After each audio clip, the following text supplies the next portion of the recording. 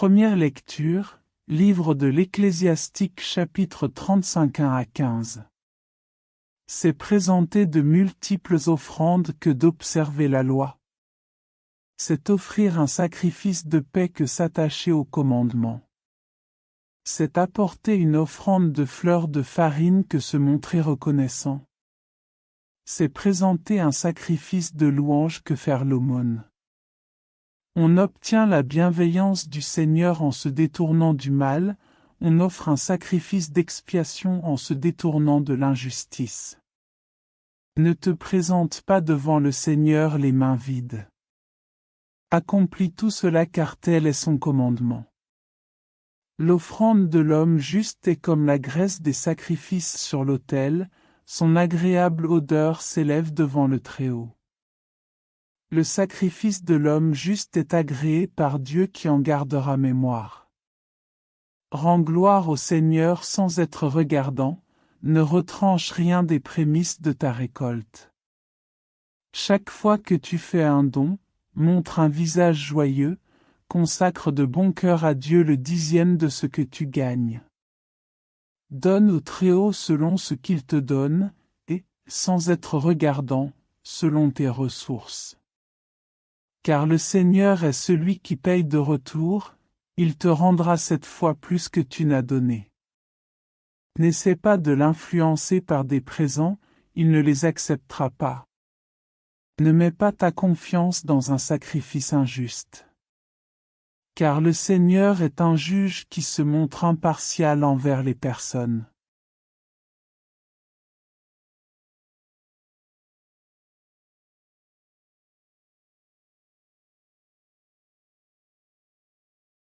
Psaume. Dieu convoque les hauteurs des cieux et la terre au jugement de son peuple. Assemblés, devant moi, mes fidèles, qui scellent d'un sacrifice mon alliance. Et les cieux proclament sa justice. Oui, le juge c'est Dieu. Écoute, mon peuple, je parle. Israël, je te prends à témoin. Moi, Dieu, je suis ton Dieu. Je ne t'accuse pas pour tes sacrifices. Tes holocaustes sont toujours devant moi. Offre à Dieu le sacrifice d'action de grâce. Accomplis tes vœux envers le Très-Haut. Qui offre le sacrifice d'action de grâce? Celui-là me rend gloire. Sur le chemin qu'il aura pris, je lui ferai voir le salut de Dieu.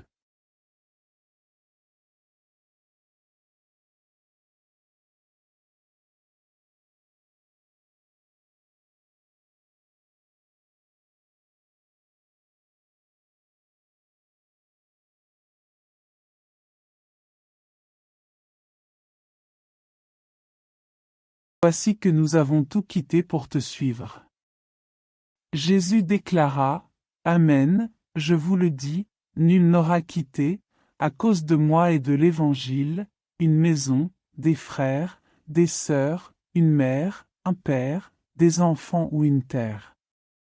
Sans qu'ils reçoivent, en ce temps déjà, le centuple, maison, frères, sœurs, mères, enfants et terre, avec des persécutions, et, dans le monde à venir, la vie éternelle. Beaucoup de premiers seront derniers, et les derniers seront les premiers.